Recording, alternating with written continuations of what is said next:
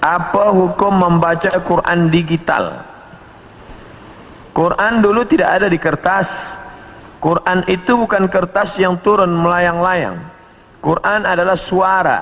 Suara yang didengar oleh Nabi Muhammad. La tuharrik bihi lisanaka lita'jala bih.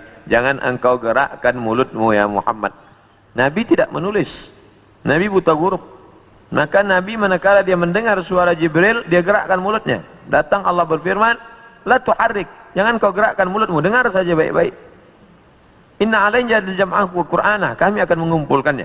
Jadi ketika ada orang melihat membaca Quran di kertas, sama dengan membaca Quran digital. Karena dua-dua itu tidak ada zaman Nabi SAW. Baru ada Quran dalam 30 juzuk dari surat Al-Fatihah sampai surat An-Nas. Itu pada masa Khalifah Abu Bakr As-Siddiq ketika dia mengutus para tentara untuk membunuh nabi palsu bernama Musailamah Al-Kadzab, nama kampungnya di Yamamah. Lalu meninggallah 70 penghafal Quran. Khawatir Quran ini akan musnah, maka dibukukan menjadi satu. Bagi yang membaca Quran melalui buku tulisan, baik.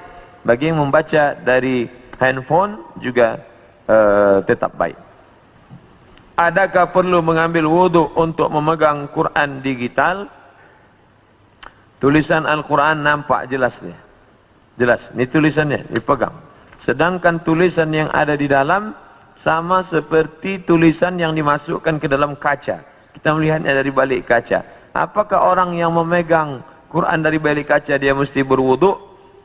Maka memegang Quran dalam bentuk tulisan yang zahir, la yamassuhu illal mutahharun.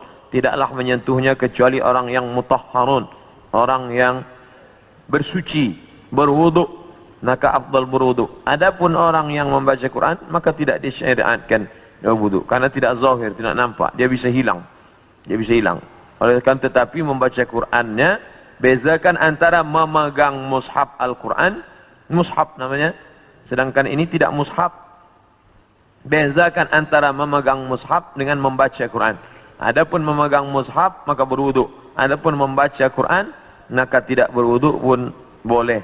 Tapi afdal berwudu supaya turun rahmat Allah Subhanahu wa taala. Adakah berdosa melangkah handphone yang ada Quran digital? Gelap, mati, sedang tidak ada. Lalu dia langkah, maka tidak apa-apa. Atau dia membawa masuk ke dalam toilet, maka tidak apa-apa. Tapi manakala dia sedang ada, nyata, tampak, ada tulisannya, maka dia tak boleh langkah, dia boleh dia letak di lantai, tak boleh dia hinakan, tak boleh dia caci maki, tak boleh dia bawa masuk ke dalam. Maka kalau dia sedang ada tulisan, bisa boleh dibaca. Alif Lam Mim, dzalikal kitabul la raiba fih. Dia bawa masuk ke dalam, haram. Karena tampak. Tapi manakala dia sedang off, gelap, tak ada, maka boleh dia bawa masuk ke dalam. Sama seperti kita membawa otak kita ke dalam toilet. Memang di dalam ini tidak ada Quran 30 juzuk, tapi juzuk 30 insyaAllah ada dalam. Tidak mungkin kita masuk ke dalam, kepala kita tinggalkan. Otak kita tinggalkan. Yang tidak boleh itu kita keluarkan isinya, masa di dalam. Masa kita di dalam, kita keluarkan isinya. Bismillahirrahmanirrahim. Nah, itu baru tak boleh. Begitu juga dengan rakaman-rakaman MP3 yang ada di dalam. Dia sedang off, boleh. Tapi manakala dia sedang berbunyi, bersuara, bergambar, maka tidak boleh.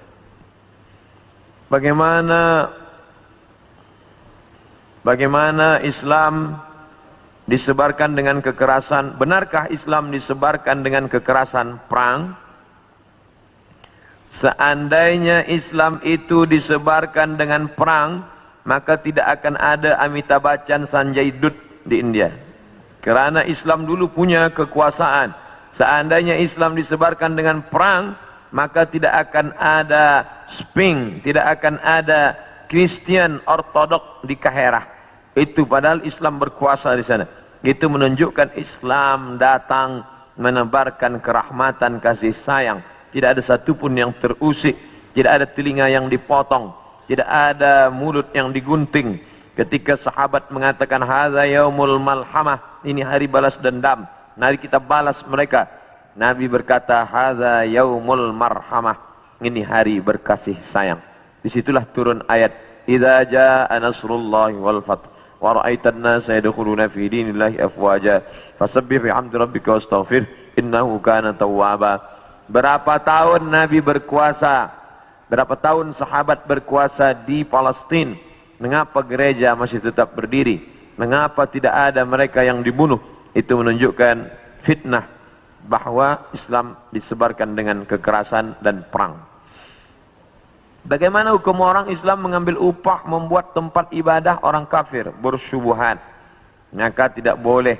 Ini terkait dengan masalah ibadah. Nabi pindah dari kota Makkah menuju Madinah. Penunjuk jalannya itu Ibnu Uraiqid, non muslim. Boleh, tak masalah. Nabi tidak ada gandum. Nabi gadaikan baju besinya, dia pinjam gandum sebanyak 30 sa'. 30 sa', satu sa' 3 kilogram, 3 darab 3, 90. Boleh, kerana tidak ada mengait dengan ibadah. Tapi kalau sudah terkait dengan ibadah, wala ana abidun ma'abadtum wala antum abiduna ma'abud lakum dinukum waliyadin. Begitu juga tukang emas yang dia buatkan salib sebagai buah rantai, maka dia sudah masuk dalam ibadah. Jangan sampai ibadah tidak ada barakah rezeki dan na'udzubillah mengalir dosanya. Apa hukum bekerja di bank konvensional? Bukan bank Islam, bukan Islamic bank. Riba. La'anallahu akilar riba. Allah melaknat yang makan riba.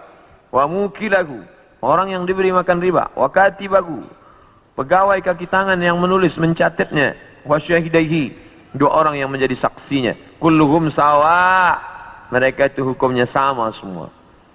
Bolehkah guna hadis Rasul untuk promosi perubatan Islam? Boleh.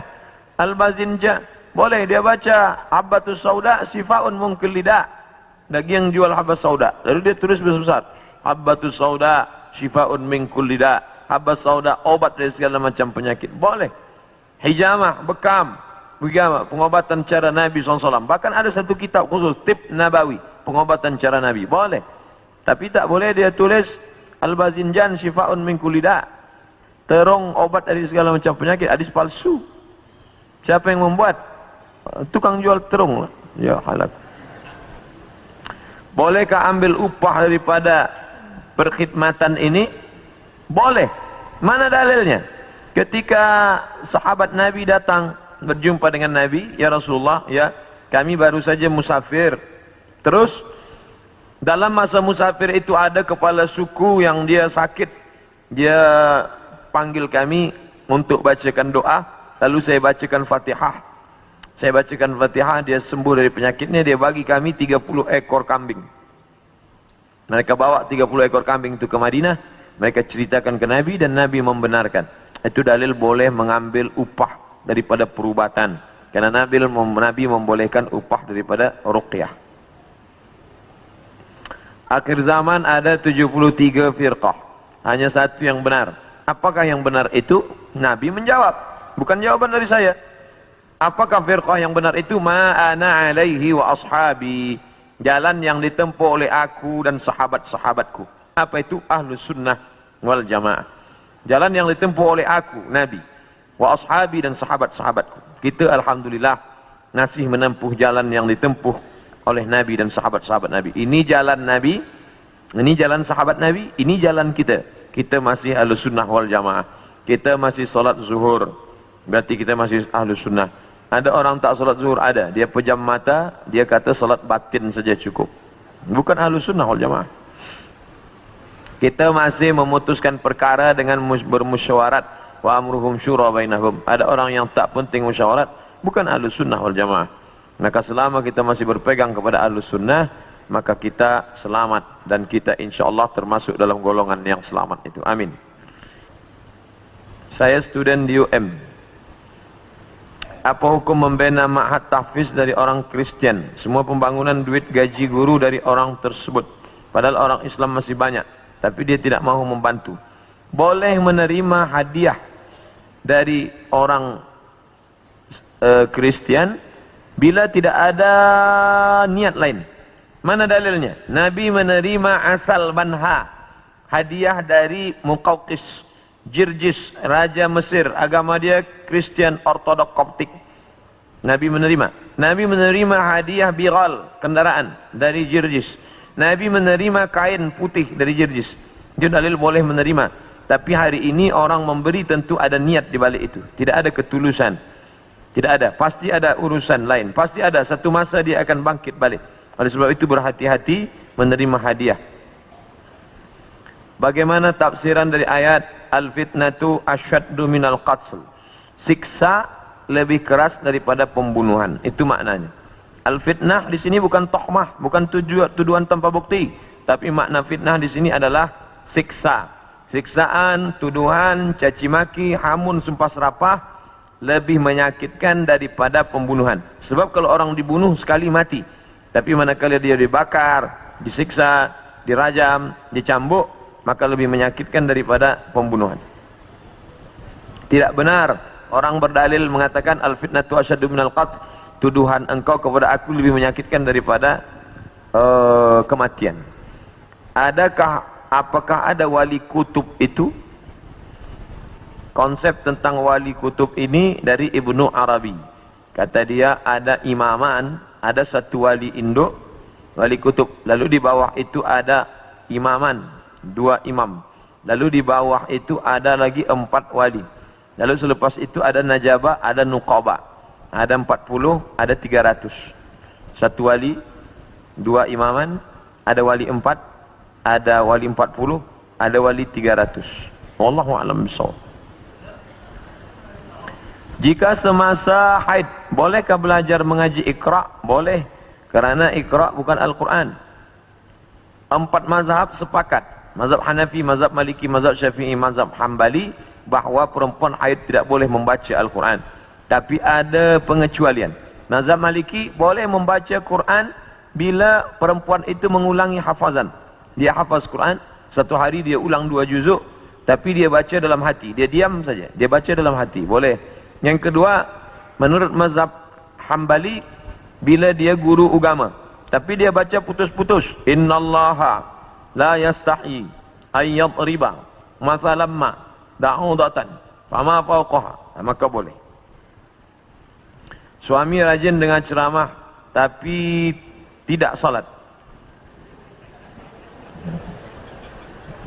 Mungkin dia baru nak belajar sembahyang. Man taraka salata muta'ammidan, sesiapa sahaja yang meninggalkan salat secara sengaja, faqad kafara jihara, maka kafirlah dia secara nyata. Inna awwala ma yuhasabu bihi al-'abdu yawm al-qiyamah, yang pertama kali yang akan dihisab nanti pada hari kiamat salatuhu, sembahyang. Oleh sebab itu maka carilah suami-suami, calon-calon suami, bakal suami yang sembahyang. Karena bila sudah menikah, susah nak ajak dia sembahyang. Cara atau doa melembutkan hati anak-anak yang mendengar kata. Salat hajat 2 rakaat, lepas itu minta kepada Allah. Kerana doa seorang ibu tidak tertolak, mintakan khas pada sujud. Tapi jangan diucapkan di mulut, kerana tidak boleh melafalkan bahasa selain Arab manakala dalam sembahyang. Aqrabu ma yakunul 'abdu min rabbih wa huwa sajid. Seorang dekat dengan Allah manakala dia sujud. Aksiru fihi doa, perbanyaklah doa manakala kita sujud. Mintalah kepada Allah Subhanahu wa taala apa-apa yang dimintakan. Salah satunya adalah supaya anak ini lembut hatinya dan mau dia mendengar cakap kita, supaya anak ini menjadi para penghafal Al-Quran, selamat dia daripada riba, selamat dia daripada zina, selamat dia daripada segala perbuatan yang keji dan mungkar.